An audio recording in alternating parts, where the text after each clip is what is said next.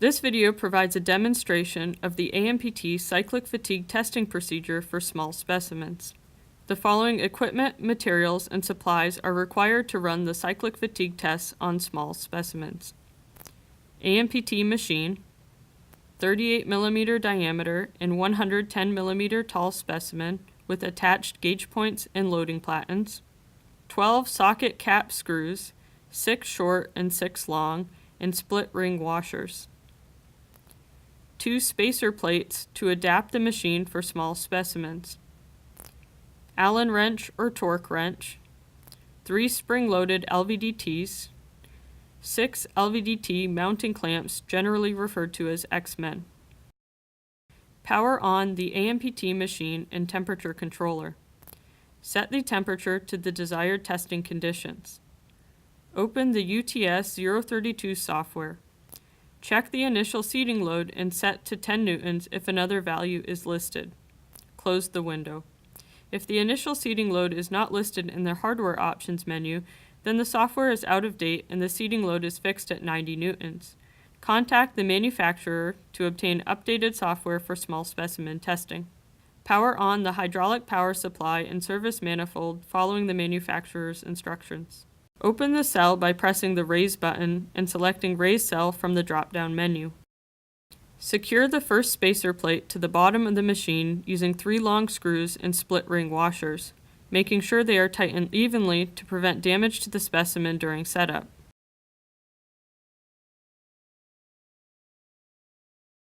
Attach the second spacer plate to the top of the machine, but do not tighten, such that the top spacer plate can still slide and rotate freely.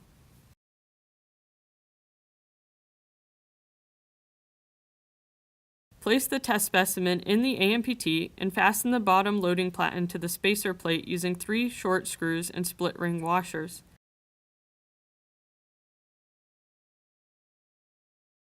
Tighten evenly to prevent damage to the specimen during setup.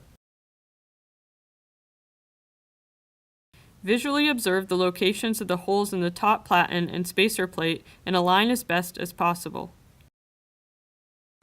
Raise the specimen and apply the seating load by pressing the Raise button and selecting Raise Actuator from the drop-down menu.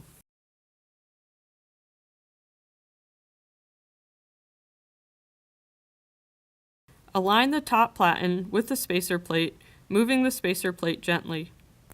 Tighten the screws to secure the top platen to the spacer plate, then secure the spacer plate to the machine, always taking care to tighten evenly to prevent damage to the specimen during setup. Remove the seating load by pressing Start and selecting Apply Zero Load from the drop-down menu. Attach the X-Men to the gauge points by using 2 hands to squeeze the X-Men open and sliding onto the gauge points.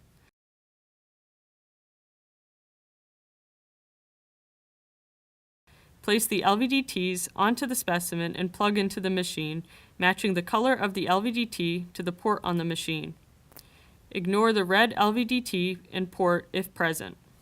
The LVDT should rest in the small dimples in the top and bottom of the X-Men. Adjust the length of the LVDTs using the adjustment screws if necessary. To use the adjustment screws, loosen the brass disc, adjust the length of the screw, and retighten the brass disc.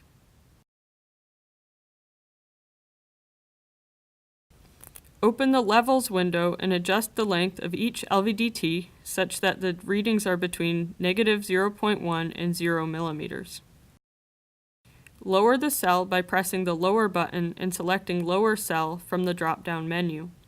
Allow sufficient time for the specimen to reach the target testing temperature. While the specimen is temperature conditioning, set up the software for testing. In the General tab, select the AASHTO TP107 test method. Input a project name, operator name, and any relevant comments if desired.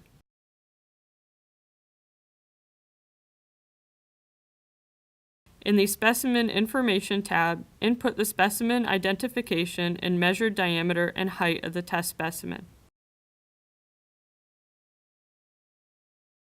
In the Test Parameters tab, ensure the test frequency is 10 Hz and the axial gauge length is 70 millimeters. Input the test temperature. In the dynamic modulus fingerprint section, ensure the fingerprint test is enabled and that the target on-specimen peak-to-peak microstrain is set to 50 to 75 microstrain. Input the estimated initial modulus using a low estimate, generally based on previously obtained dynamic modulus test results.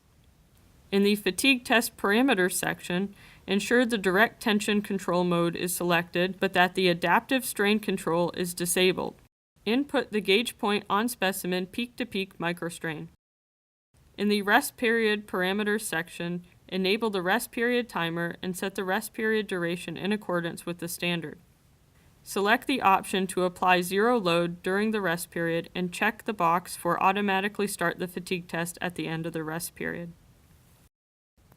When the specimen has conditioned for sufficient time, begin the fingerprint test by pressing Start and selecting Dynamic Modulus Fingerprint Test from the drop-down menu. The AMPT will automatically run the dynamic modulus test, wait for the specified rest period, and then run the cyclic fatigue test.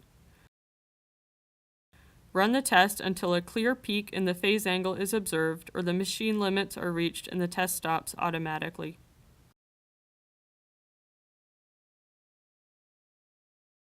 When the test has completed, remove the specimen from the machine. Start by raising the cell and removing the LVDTs from the machine.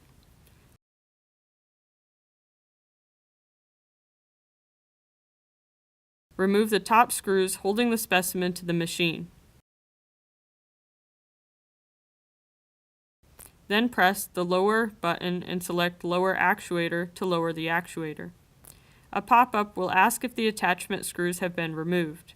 Verify that all top screws have been removed and then proceed. When the actuator has lowered, remove the lower attachment screws and specimen from the machine.